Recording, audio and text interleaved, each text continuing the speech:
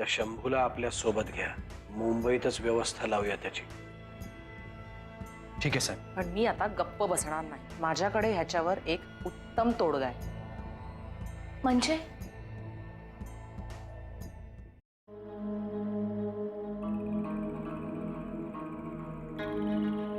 हे बघा, या विषयाला एवढं मोठं करण्याची काहीही गरज नाही. अहो, अहिल्याताईंच्या बोलण्याकडे किती लक्ष देणार आहात? कोण बोलतंय यापेक्षा काय बोलतंय याला महत्व जास्त आहे. हा विषय खरंच इतका मोठा नाही. ते सगळ्यांशीच तसं वागतात, तसंच बोलतात. पण आज त्यांच्यामुळे तुम्ही तुमच्या भावाबरोबर भांडला. ती तुला काय वाटेल ते बोलत होती जानकी. बरं झालं तो आला मध्ये, नाहीतर आज अहिल्याला जन्माची अद्दल घडवली असती मी. किती काळ सहन करायची तिची बडबड. सोडून द्या ना हा विषय. उगीच त्यांच्याबद्दल बोलून हा विषय चर्चेत आणतोय आपण. एखादी चर्चा मी सुरू करू शकतो तर ती कायमची बंदही करू शकतो. अहिल्याचं तोंड बंद करायची वेळ येऊन ठेपली आता. अरे काय हे नरसिंह, वामन एक लहान आहे, पण तू तरी भान ठेवायचंस. आता बाई कसल्या भान असण्या नसण्याच्या गोष्टी करतेस. भान तुम्ही किल्लेदारांनी सोडलंय. मुळात आम्ही भाऊच नाही तर लहान मोठ्याचा प्रश्न आला कुठे? तू आणि तुमचे सगळे किल्लेदार. ए बाबा, मी किल्लेदार नाहीये. असलेस तर माहेरची. उगाच माझ्यावर ओरडू नकोस. मला काय म्हणायचंय ते तुला चांगलंच कळलं आता बाई. तर तुम्ही सगळे किल्लेदार तुमच्या मार्गाने आणि मी माझ्या मार्गाने. अरे म्हणजे तुला काय म्हणायचं आहे? त्या मूर्ख बाईच्या बोलण्यावरून तू आमची सगळ्यांची परीक्षा पाहणार आहेस का? परीक्षा तुम्ही घेतलीत माझी इतके वर्ष. किल्लेदार आडनावाच्या कुबड्या दिल्यात आणि अचानक त्या काढून घेतल्यात. नरसिंह, अहिल्याचं मत म्हणजे सगळ्या घराचं मत होऊ शकत नाही. ते मला माहित नाही आता बाई. आता तुम्ही सगळे समोरासमोर बसा आणि ठरवा काय ते. मला फक्त एवढंच माहिती आहे, मी आणि जानकी हे घर सोडून कायमचे चाललोय.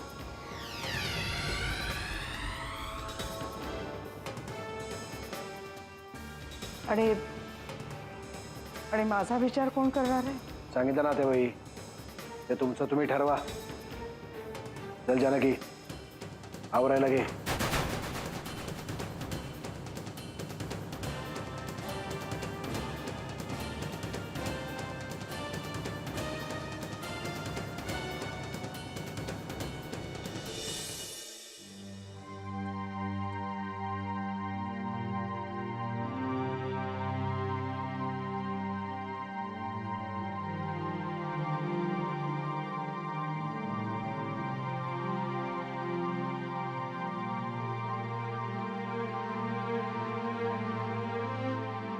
आत्याजी, काय ग, असं का झालाय तुझा चेहरा? तुझ्या वडिलांनाच विचार. ती अहिल्या काहीतरी बोलली आणि त्याच्यावरून हा आपली सगळ्यांची परीक्षा पाहतोय. परीक्षा पाहतायत म्हणजे? अगं अगं, हे त्याचं हक्काचं घर. तर ती बाई काहीतरी बोलली म्हणून हे घरच सोडून निघालंय. तू तरी समजावून सांग अगं त्याला. आत्याजी, अगं यावर मी काय समजावणार आहे त्यांना? आणि त्यांनी जर हा निर्णय घेतला असेल तर तो माझ्यासाठीही बंधनकारकच आहे ना. कारण काहीही झालं तरी मी त्यांची मुलगी आहे, किल्लेदारांची नाही. का असे सगळेजण तोडताय ग मला? असं नाहीये ग आत्याजी. हे बघ, जे झालं ते व्हायला नको होतं हे मलाही मान्य आहे. पण शेवटी ते जिथे जातील मला तिथेच जावं लागणार आहे. आणि एक गोष्ट तुलाही चांगलीच माहिती आहे की अहिल्या काकूच्या तोंडाचा पट्टा एकदा सुरू झाला ना की तो कोण आणि कसा थांबवणार ग? अगं तूच असं बोलायला लागलीस तर त्याला आणखी बळ नाही कळणार. नाही, असं नाहीये. बाबा त्यांचे स्वतःचे निर्णय घ्यायला समर्थ आहेत. मी कोण त्यांना बळ देणारी? मला फक्त त्यांचा निर्णय फॉलो करायचा आहे.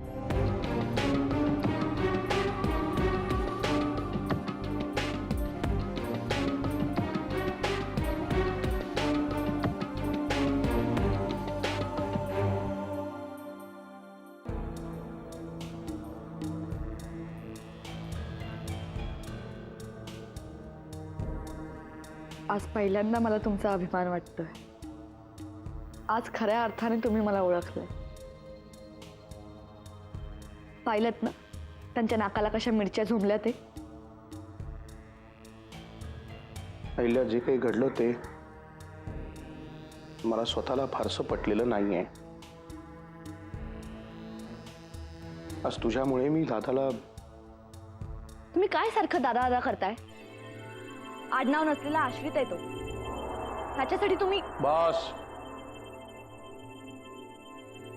आत्या म्हणाली तेच बरोबर आहे. या सगळ्याला तुझा मूर्खपणाच कारणीभूत आहे. असंच मूर्खासारखं दादाला काहीतरी बोलली असशील मग तो तरी कशाला गप्प बसेल? आत्याबाई बोलल्या का असं? खरं तर मला असं वाटतं की त्यांनाही त्यांच्या मागे मागे पाठवलं पाहिजे. पहिला प्लीज आता जरा शांत बसशील? कितीही झालं ना तरी एक गोष्ट विसरू नका. त्याच नरसिंह किल्लेदाराने आपल्याला घरातून हकलून दिलं होतं आणि तेव्हा युगंधरा सरतापेकडे आपण आश्रितासारखे राहायला गेलो होतो. पण नियतीचा खेळ बघा. आज जगासमोर तोंड दाखवायलाही जागा ठेवली नाही येते नरसिंहला. अहिल्या कधी नव्हे ते तुम्ही योग्य वागलाय. त्यामुळे प्लीज हा असा आरडाओरडा करून माझ्या आनंदावर विरजण घालू नका. बास कर. बास कर. तुझा हा तमाशा आता बास कर. तमाशा त्याने केला होता, मी तो संपवलाय. कहर आहेस अहिल्या, तू कहर आहेस. तुझ्याशी आता एक शब्दही बोलण्याची इच्छा नाही आता माझी. तुला सांगितलं जा तर तू काही जाणार नाहीस. त्यापेक्षा इथनं मीच केलेलं बरं.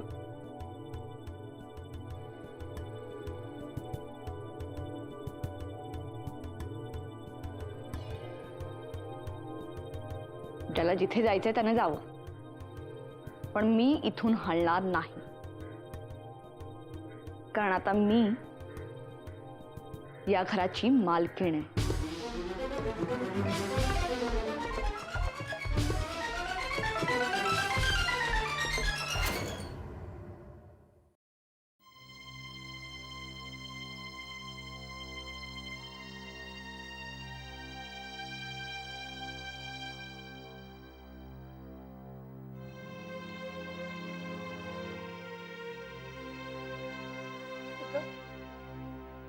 अगं तुम्ही त्याला समजावून सांगायचं तर तो म्हणाला म्हणून तुम्ही पण त्याच्या मागे मागे चाललाय.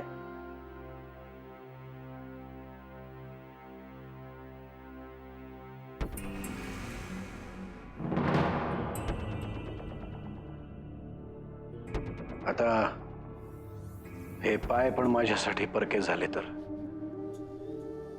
एका क्षणात तूच परक केलंयस मला. कोणी कोणाला परख केलं याविषयी न बोललेलंच बरं आत्याबाई. येतो मी. चल जानकी. थांबा.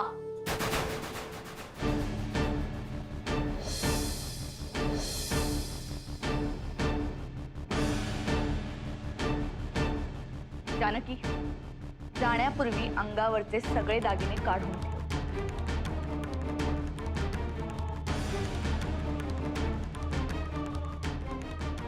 कारण किल्लेदारांचे खानदानी दागिने आहेत ते.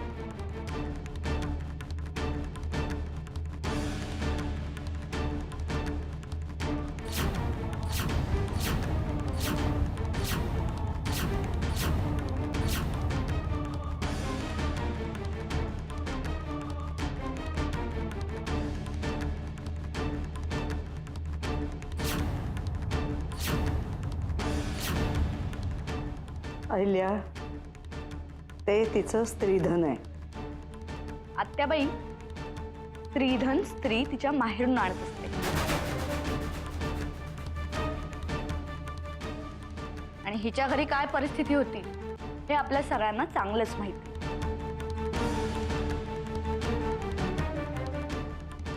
आणि आता सासरी काय परिस्थिती तेही काही वेगळं सांगायला नको. अहिल्या, हे फार होत आहे. आत्याबाई, मला माफ करा, पण घराची मोठी सून असण्याच्या नात्याने घरातला पैसा वाचवणे हा माझा धर्म आहे.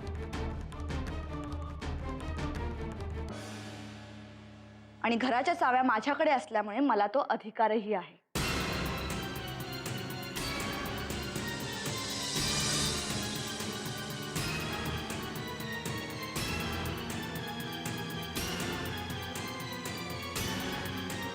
त्यांच्याकडे बघण्याची गरज नाही, कारण हे सगळे अधिकार घरातल्या कर्त्या स्त्रीला त्यांनीच दिले. जानकी, माझे सगळे दागिने मी आताच काढून ठेवले. आणि तुम्हाला हेही हवे असतील?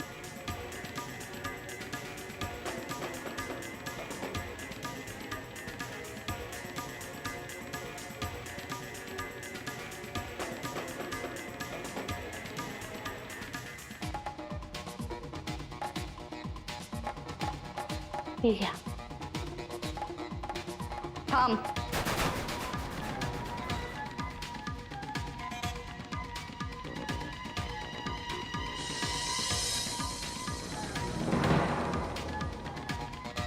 काहीतरी विसरते.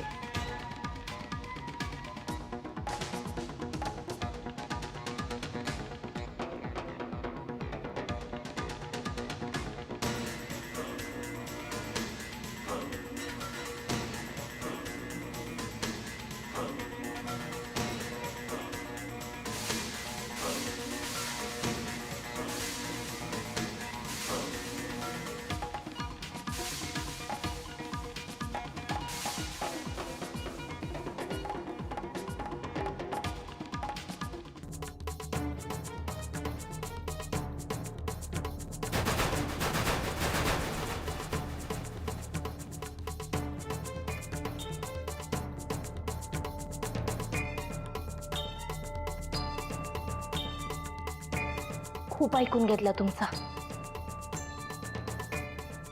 एक शब्द जरी बोलात ना तरी हात तोडून ठेवीन. हे मंगळसूत्र माझं सौभाग्य आहे.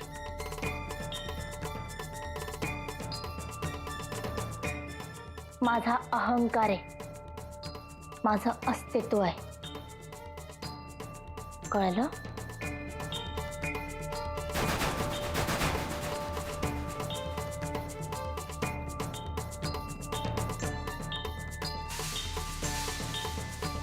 चला.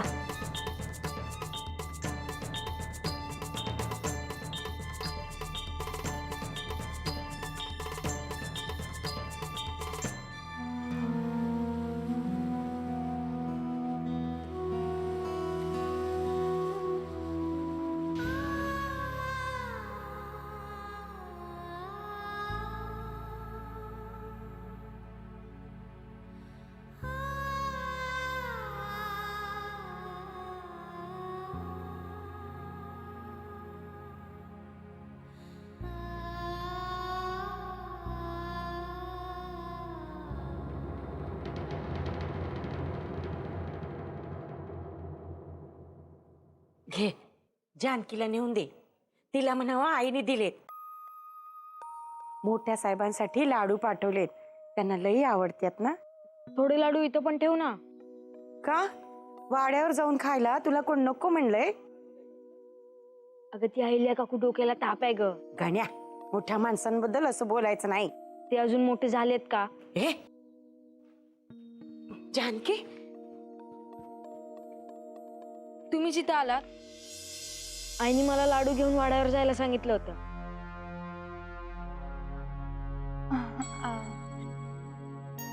गण्या तुझा अशी अचानक आलीस? हो. अमृता चल ना. चल अमृता, ये. हो. या जावई बापू. अमृता ये ये.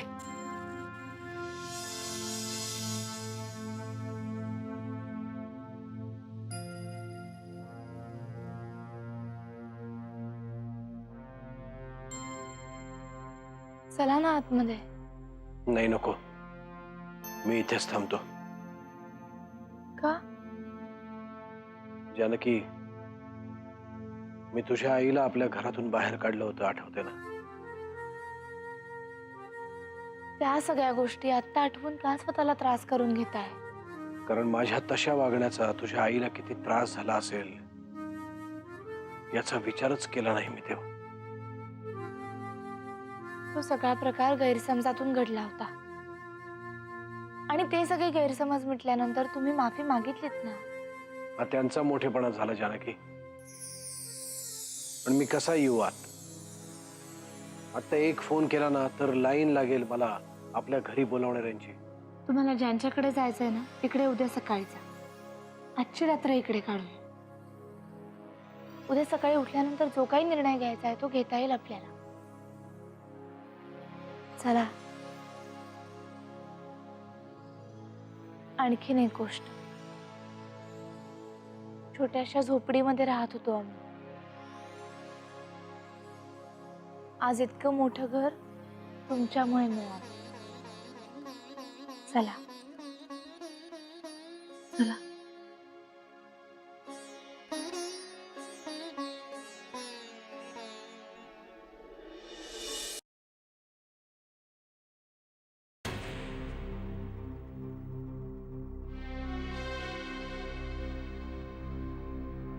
ज्याच्याशी आपला काहीच संबंध नव्हता त्याच्यासाठी तुम्ही एवढं का रडताय?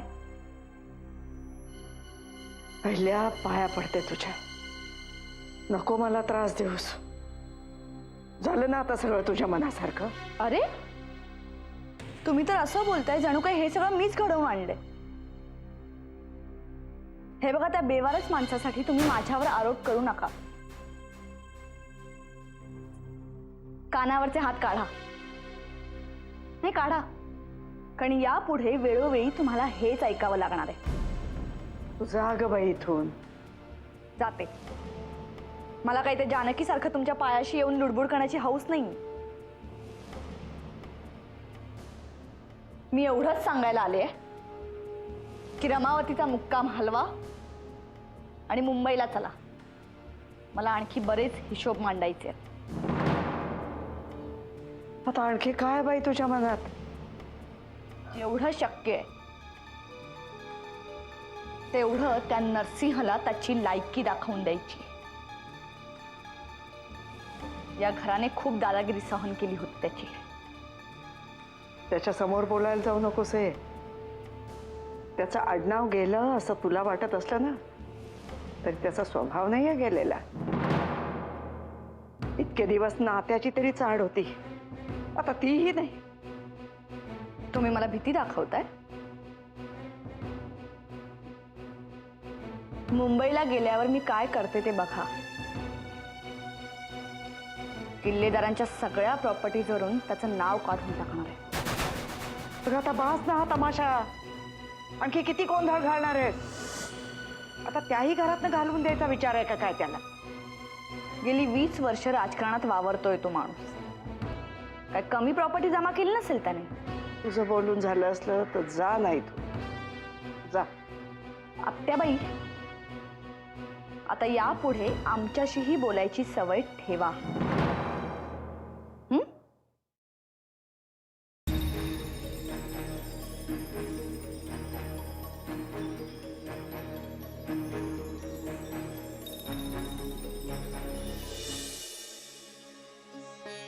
नको, मला भूक नाहीये. अहो असं काय, अजून एक बी चपाती खाल्ली नाही तुम्ही. घ्या. हो जावे बापू, अहो वाढणाऱ्या हाताला असं थांबवायचं नसतं. असू दे. अहो लय दिवसांनी जेवायला आलायसा तुम्ही. अगं बघित काय बसलीस, वाढ की त्यासनी.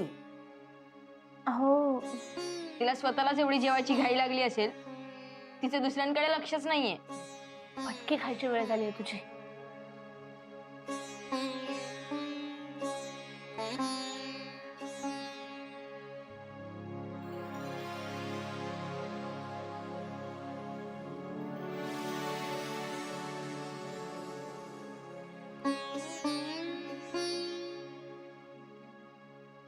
अहो जेवा ना.